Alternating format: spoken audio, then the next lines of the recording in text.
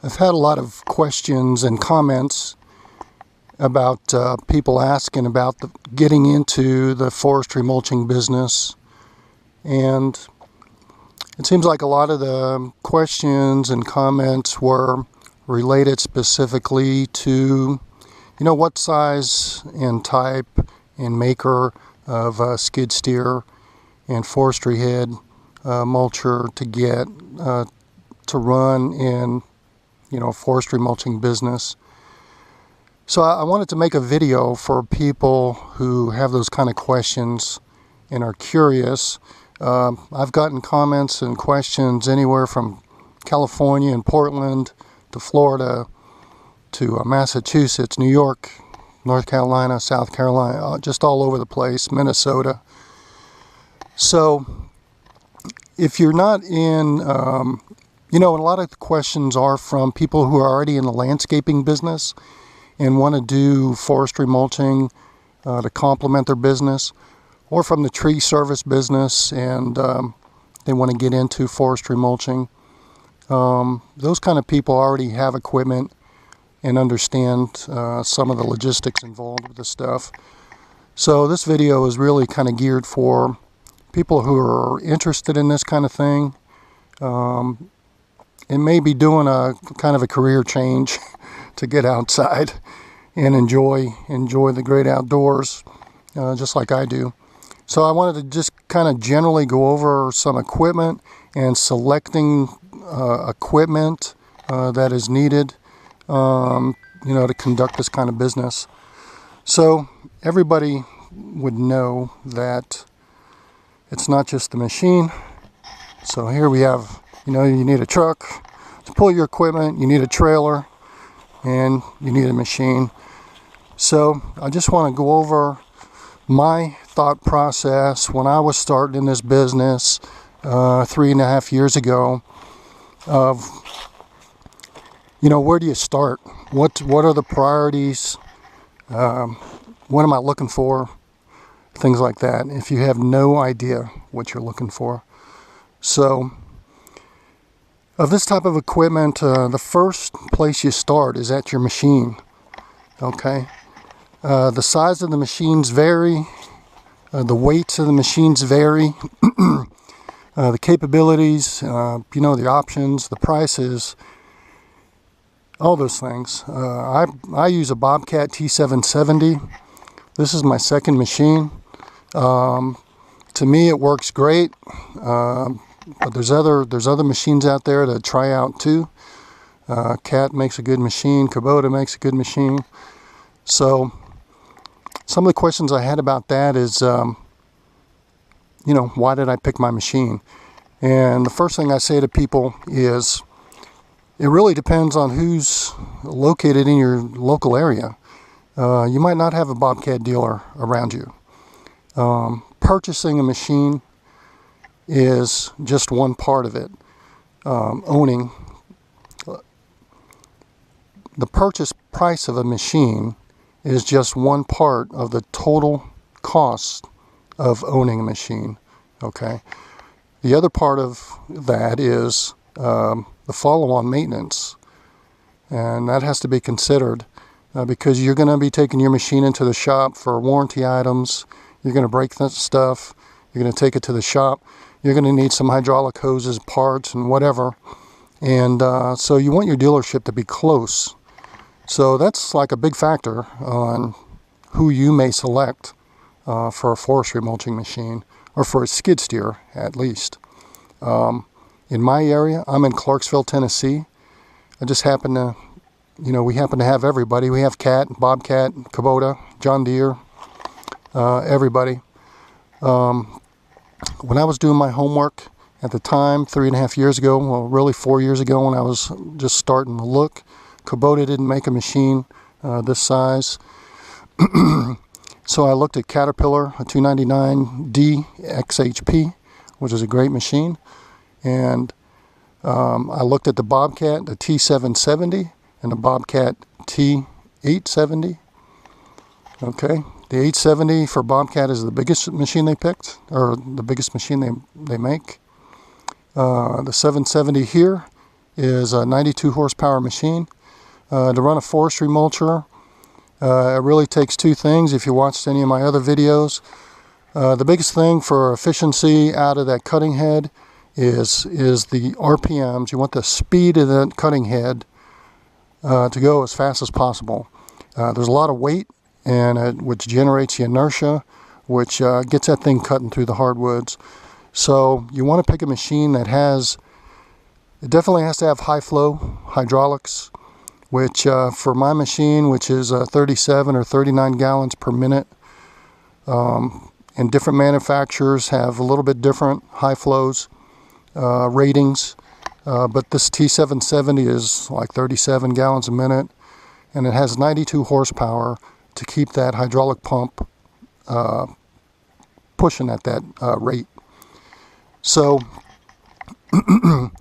so what it came down for to me is, and I've had some questions about this too, if it comes down to between two dealers that you're working with, and you're comparing the apples to apples, okay, you want the same kind of horsepower rating, the same kind of hydraulic flow.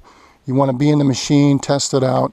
When you're serious about buying a machine and ready to pull a trigger on it, and your salesperson at that place knows you're serious, tell them to bring a machine out to your place if you have a place to use it or drive it, or ask him if he has a demo in your area going on where they're going to show the machine to a few different customers and they let you drive it and operate it. That's the best way to do it. I did that with both Caterpillar, where they happened to have a group demo where I got to drive the machine, cut down some trees and everything, get the feel of the controls inside the cab and everything. The machine was great. With Bobcat, they brought a machine out to my place. I tried it on my place, and so see what works for you. What it came down for me was price. Caterpillar was about $10,000 or $11,000 more. And again, just the purchase price isn't the only consideration. It's also who is close enough to you to give you follow-on service. Okay, that goes into your total operating cost decision. Okay, or your life cycle costs. So I just happened to pick a Bobcat T770. So what this did then is this T770 is about 10,500 pounds dry. When you load it up with fuel and all the oils, it's about 11,000 pounds. This happens to be a cutting head that Bobcat sells, and it's made by Fecon. Just so happens to be made by Fecon. This cutting head itself weighs about 2,200 pounds. So that's another reason you want a good sized machine that has weight, because when you're raising 2,200 pounds up on a boom, being on a flat surface is one thing, but when you're working in a forest or woods, you're always on slopes and things like that. So that really cuts down on, I just want to call it the kind of a critical angle for tipping. So you want to make sure your machine has the weight behind it to pick a forestry mulcher head up, because they're heavy. No matter who makes them, they're heavy. So definitely tracks. You want tracks on your equipment. Number one, for traction. Number two, it gives you a nice, long, stable base for when you're lifting this much weight constantly. It just gives you a nice, solid base, whether laterally or fore and aft. So knowing your weights of the machine, that's kind of all I'm going to say about the machine. You can get whatever is in your general area and within your price range that works for you. Now this machine happens to have 18-inch tracks, and it's a little bigger machine, so it's a little wider. So I don't know if you can tell, you probably can't really tell, but this is centered, the machine is centered on the trailer, okay? And the edge of the tracks kind of almost go to the tires. So there's two things. The next thing is the trailer. So the first thing you're looking for is what kind of machine and what size. The next kind of limiting factor is your trailer. So you have to have a trailer that the machine is going to ride safely on, weight-wise or rating-wise. I happen to get a trailer that it's a 20,000-pound trailer. It's a total length of 25 foot. The flat deck is 20 foot. It's got two 8,000-pound axles. I just went with the single wheels because I didn't want dualies just because of maintenance. I didn't want to be buying 4 tires or having a blowout on a highway with an inside tire, and I didn't need that. So part of my decision making was, optimizing the equipment. I didn't want to go like so oversized, which leads to more expense. I wanted to get what safely worked for the equipment that I have. So again, this is about 11,000-pound machine, 2,200-pound cutter head. So that's 13,200 pounds. Again, I got a longer trailer because what I do is I also have a grapple, which is 82 inches wide, which is almost 6.5 feet or so. And I have a construction bucket, which is an 80-inch construction bucket. So I can side load those onto my trailer when I'm taking those to job sites. If you're not going to do that, that's what works for my business. If you're not going to carry other equipment on your trailer, and again, this flat deck is 20 feet. You can probably go, 5 feet shorter. You get a 15-foot or maybe a 20-foot total. Again, this is 25-foot trailer, but the dovetail on it is a 5-foot dovetail, okay? So if you're not going to carry extra equipment, you can go with a shorter trailer and lessen up some of the expense. But this is what worked for me. The tires on it, the rims are super heavy-duty steel. They're heavy-duty equipment trailer tires. I've got I picked tires that had, I think these are 10-ply tires plus sidewall plies because just like the ground here, I'm always driving on the people's lands or on their farm. It's unimproved, rocky, sticks, whatever. So just to avoid punctures in the tires from debris on the ground or rocks or branches, get a good set of tires.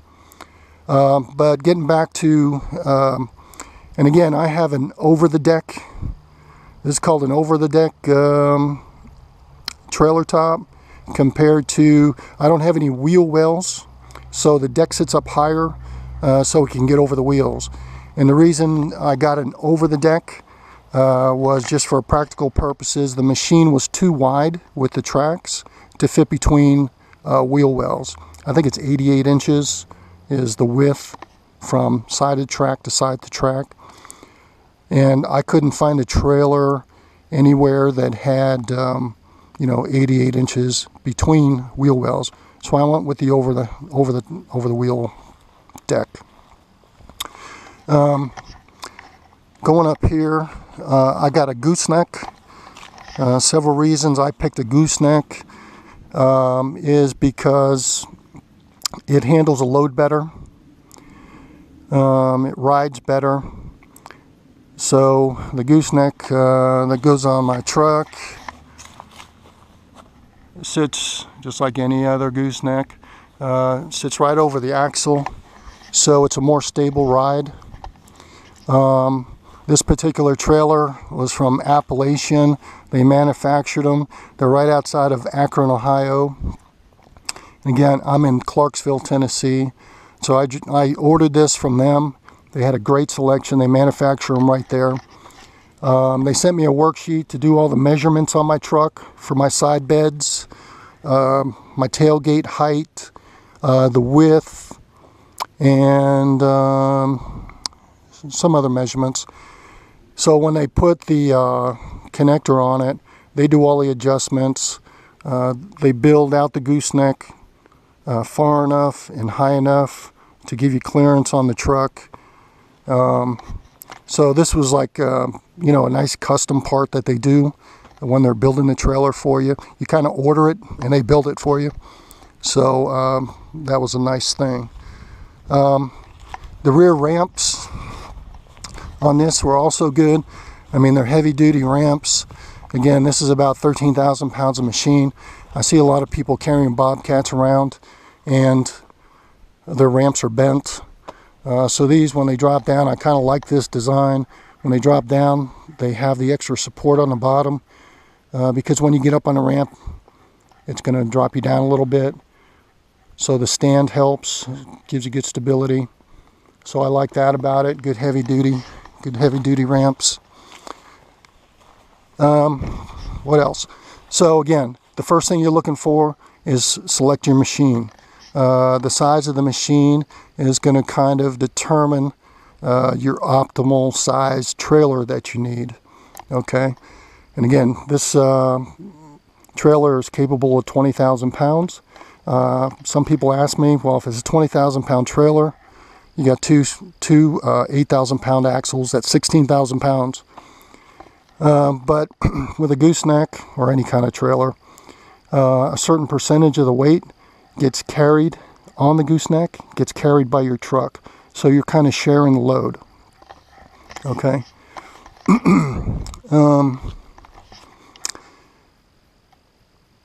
Anything else about the trailer?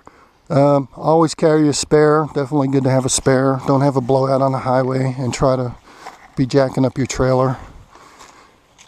So the last thing I got was, then I picked a truck. So when I'm loaded, again with the 13,000 pounds of equipment, when I have my bucket and my grapple on there, it's close to 18,000 pounds or so. This particular truck is it's a Dodge Ram. It's a 3500. It's got the 6.7 Cummins diesel in it. This truck happens to be rated, can tow 20,000 pounds, a little over 20,000 pounds. The bed, where the hookup goes, where the ball is, this is capable of carrying 4,900 pounds in the bed, and you don't get all the squat or anything like that. And again, one other thing I like about having a gooseneck compared to a bumper pull is that it's a little more maneuverable. And this is a long trailer, it's 25 feet. So when I'm going in and out of people, sometimes it's just basically driveways or, looking for places that turn around that aren't really farms. The maneuverability on this, on a gooseneck, is much better than a bumper pull, because you can almost get a 90-degree, I can turn this thing, like truck and the trailer, I can turn it 90 degrees if I have to. Okay, so goosenecks are just more maneuverable and they ride better on your truck. So these are some of the things. So again, starting point, pick a machine, then find a trailer, and optimize the stuff. I'm not one to go big just for the sake of going big. The mission of my business is to do this. I've got this size skid steer and I carry a bucket and a grapple. That's what I need it. Select the trailer that's going to carry that weight and be functional for you. Then once you have the trailer, and this trailer weighs about 4,000 pounds. So when you're talking about 13,000 pounds there, when I have my grapple and bucket on there, so that's another 2,000 pounds. It's a little less than 2,000 pounds. So that's 13, 14, 15,000 pounds. Trailer, 4,000 pounds. You're talking 19,000 pounds. And the truck, I've run this over scales, this is a 9,000 pound truck. So in a lot of states, or most states, 30,000 pounds is your maximum gross vehicle weight without requiring CDL license. Once you start getting over 30,000 pounds, in most states, you're required to have a CDL license. The same thing as like a trucker, I guess. I don't know. I don't have one. I don't need one, so I never looked into it that much. So, so this is the equipment. So when people are asking about getting into the business, and the machine itself costs a lot, the cutting head costs a lot, just remember that the machine itself doesn't make a business. You have to get the machine someplace, so you need the equipment to get it there. Again, this size trailer was about $4,900, I think. You know, a heavy-duty truck. And again, this is new. These are new prices that I'm talking about. New truck with that size engine and everything. You know, you're talking $55,000 for the truck. Skid steer. This happens to be a 2017 with all the options, like rollover protection. You know, they have safety equipment on here specifically for forestry mulching. I have the joysticks in there. It's called the A91 package. It comes with some different things. And because it's enclosed, it comes with heater and air conditioning and that kind of stuff. So that machine itself sitting there was $83,000. The cutter was $25,000. Trailer, $49,000. Truck, $54,000. And probably the last thing you need is some kind of shop space. Unless you want to put this in your garage at home, you have to have some place to do maintenance. So there's certain equipment, you know, you're going to want compressors and some other equipment, and a place big enough to do your maintenance on this. Some things I recommend for hauling equipment is how you tie your equipment down. I've seen some people riding with bobcats with the nylon straps. Not sure about those myself, even though they say they might be 5,000 pound straps.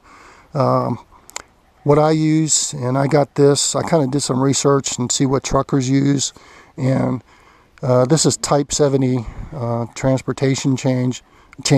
It's Type 70 chain. I use these T turnbuckles or ratchets or whatever you want to call them. Snug them down.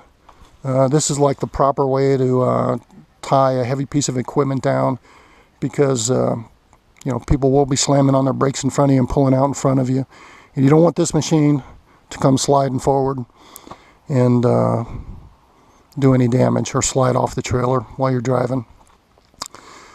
So basically, the proper way to chain these things down, this bobcat has tie down points at all four corners. Tie it down. The proper way to tie them down is to hook them tight on both sides, leave all the slack, take these the turnbuckle and ratchet all the slack, and then wrap the slack around it. That's a proper like tie down. And again, they shouldn't be sideways. They should be forward, and the rear one should be back. That's, you know, for acceleration and deceleration. You want the chains to be pulling from the front and pulling from the back for the stability and safety of this, so it doesn't shift. And that's that. I've got my chain here for tying down the other equipment that I carry. One thing I do, I just carry gas cans. This is about a full fuel load if I was empty at the end of the day. My T770 has a 42-gallon gas tank, and doing forestry mulching, I'll burn between 4 to 5 gallons per hour. So I'll go through almost that much in a full, like 8-hour day, say, or 9-hour day. So I like to carry enough fuel to refill it up at the end of the day, leave the equipment on the job site, drive home, refill up my cans. I don't use the bed fuel tank. only because it's just a personal preference. I don't like them. And lifting 5-gallon cans keeps me young. Just a truck. Why did I get a full-size cab, short bed?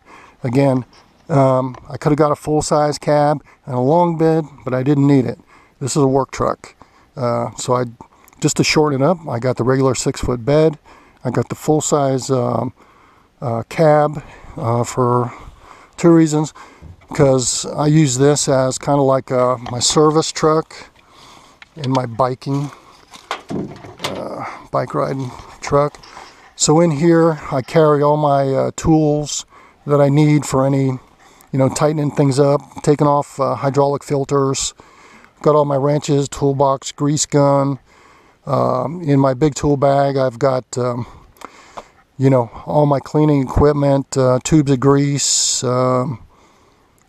big wrenches, stuff to change my tires, zip ties, just things to do, some basic maintenance on a job site, or pull broken hoses off or something like that, and grease gun in case the track comes off, to resurface my tracks, ratchets. It's wintertime now, so I carry a jumper, a battery jumper. Here in these bags, I've got 2 bags that I carry. One is full of recovery equipment, and this has things like the big come-alongs, some 100-foot length of high-strength rope that's rated at 4,500 pounds. Tree straps to wrap around trees. I've got a couple of heavy-duty pulleys, so I can get some mechanical advantage out there if the bobcat's stuck. So I could do a come along and help pull it out.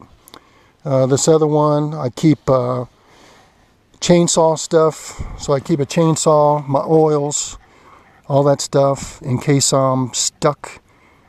Say on a slope and I'm binded up between some trees or whatever, I can cut my way out of the trees. So again, I use the back seat of mine, and this has, my truck happens to have a platform that folds down, so everything sits in here nice and flat and accessible. And then again, I can just lock it up and all my tools are safe. So that's kind of some of the things that go into, the forestry mulching business for people that are asking. And again, it's just not how much does the machine cost and how much can you make. There's a little more to it than that. So I just wanted to give, my experience of my logic process of how I selected my equipment and the kind of process I went through. You can't have a Gould truck and then kind of backplane your way to the machine. It kind of has to work the other way around. So anyway, I hope this information is helpful to some people out there that are considering or thinking about it, getting into the business. If you have any questions about stuff like this, you could, I've got a website under Clevenger Forest Services. It's called, actually, my website is called CFS Mulching. That's cfsmulching.com. And you can get on my website there. You could email me through that. My business email is D, my first initial is D for Dave, D Clevenger at cfsmulching.com. And I'll also put my website and Facebook and YouTube things, addresses or URLs on here. So if you have any questions, just hit me up. I don't mind answering questions about anything like this related to this business that I might be able to help you with. But if any of this information was helpful to you, that's awesome. Just please, if you would, hit the subscribe button and I really appreciate that. And until next time, good luck to you all out there, and I'll talk to you later.